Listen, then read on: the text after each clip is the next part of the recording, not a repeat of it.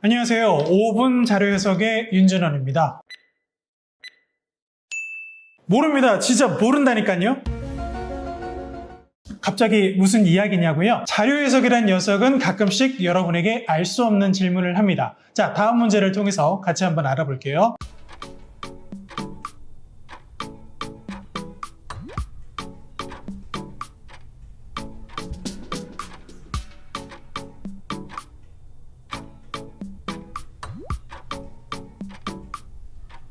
이 표는 사용 유형에 따른 가입자의 에너지 사용량 감축률을 나타내고 있습니다. 자, 예를 들어 A와 전기가 만나는 수치가 2.9%라고 되어 있는데요. 이것은 A가 전기를 사용할 때 전년 대비 2.9%를 감축했다는 것을 나타낸 것이죠. 여기서 주목해야 할 부분은 바로 단위입니다. 보통 표의 단위는 표의 제목 바로 오른쪽 아래에 등장하는데요. 이 단위는 표에서 제시된 수치들이 어떠한 성격을 갖고 있는지 나타내주는 매우 중요한 역할을 합니다. 이 문제에서 사용된 단위, 즉 %는 비율을 나타내는 자료인데요. 이 비율은 우리가 다른 말로 백분율이라고 표현합니다. 백분율은 전체 항목을 100으로 뒀을 때 분수값, 자 그러니까 특정 항목이 가지는 비중의 크기를 나타낸 자료가 됩니다. 예를 들어 A라는 사람이 지갑에 10만 원을 가지고 있었는데 5만 원을 썼다면 쓴 돈의 비중은 50%가 되는 것, 바로 이것이 백분율의 개념이죠. 즉 백분율은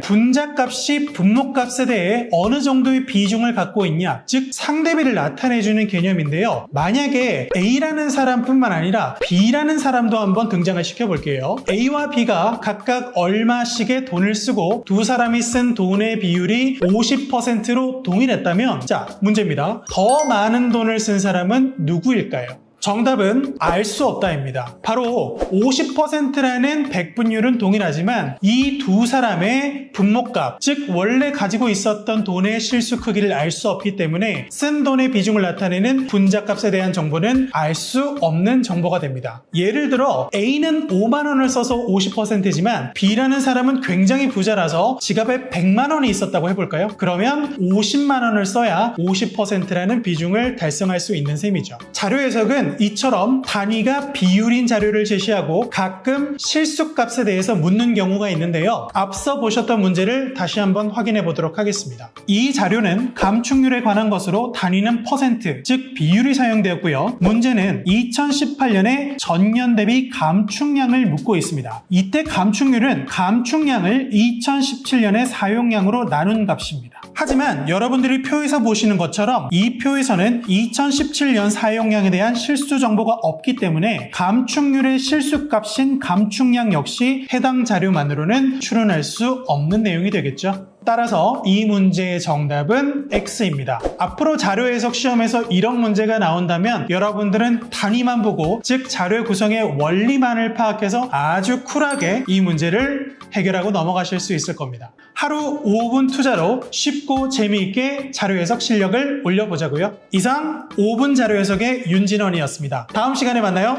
안녕!